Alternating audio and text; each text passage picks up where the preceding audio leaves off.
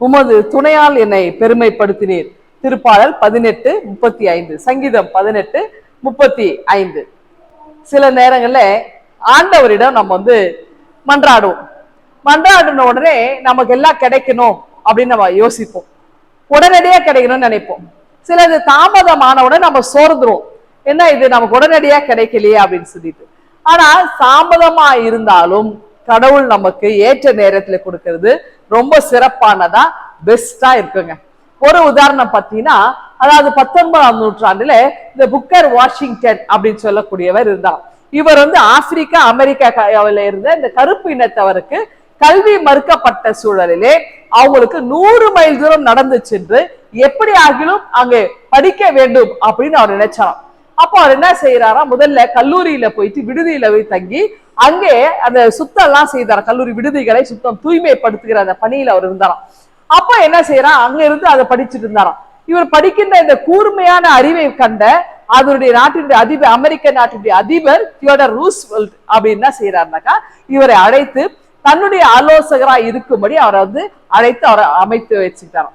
இவர் பாருங்க, ஒரு சின்ன விஷயத்த, ஒரு சின்ன காரியத்தை அவர்கிட்ட பொறுப்பு கொடுத்தாக்கா அதுல எப்படியும் வெற்றி பெறணும்ன்றதுக்கு 700 வகையில அவர் சிந்திப்பாராம்.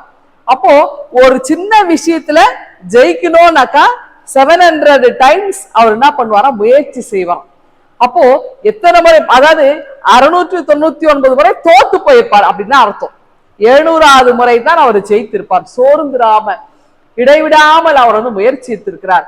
எப்படியாவது ஜெயிக்கணும்ன்ற ஒரு எண்ணம்.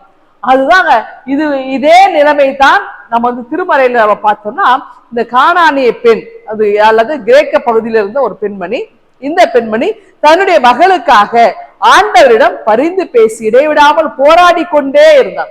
போராடி கொண்டு வாதம் செய்து கொண்டு எப்படி ஆகிலும் தன்னுடைய மகள் அந்த பலவீனத்திலிருந்து சுகவீனத்திலிருந்து நலம் பெற வேண்டும் என்பதை அங்கே அது மட்டுமே அவங்களுடைய கோல், அது மட்டுமே அவளுடைய லட்சியமா இருந்தது.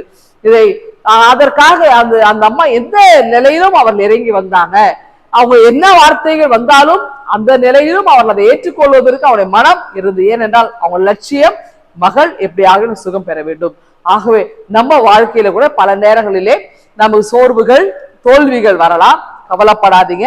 இந்த தோல்விகள் நம்ம விழுவதற்கல்ல, நம்ம எழுவதற்கானது.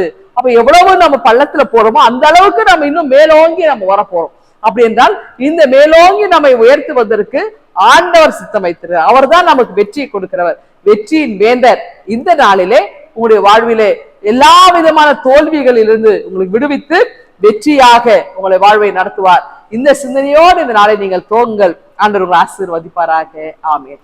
எங்கள் அன்பின் ஆண்டவரே, இதனால எங்களுக்கு ஆசீர்வாதமாய் அமைய கிருபை தாரும். மீட்பர் இயேசுவை ஜெபிக்கிறோம் எங்கள் அன்பின் கடவுளே. ஆமென்.